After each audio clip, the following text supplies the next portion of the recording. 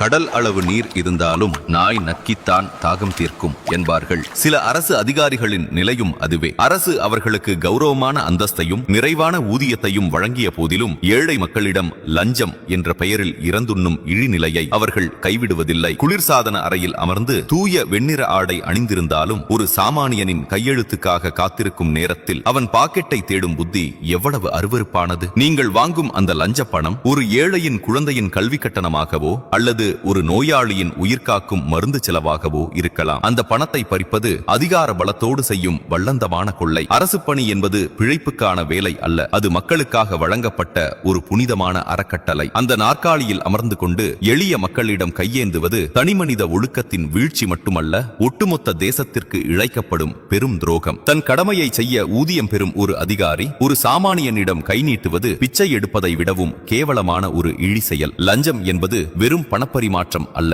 அது ஒரு சமூகத்தின் முதுகெலும்பை முறிக்கும் நஞ்சு. ஒரு அதிகாரி செய்யும் பாவம் அவரது 7 தலைமுறைக்கும் நிழலாய் தொடரும். எளியவர்களின் கண்ணீரிலும் சாபத்திலும் சேர்க்கப்படும் சொத்து ஒருபோதும் நிம்மதியை தராது. எல்லா அதிகாரிகளும் லஞ்சம் வாங்குபவர்கள் அல்ல, ஆனால் லஞ்சம் வாங்கும் அதிகாரிகள் அனைவரும் திறமையற்ற நிர்வாகத்திற்கும் காலதாமதத்திற்கும் மூல காரணமாக இருப்பவர்களே.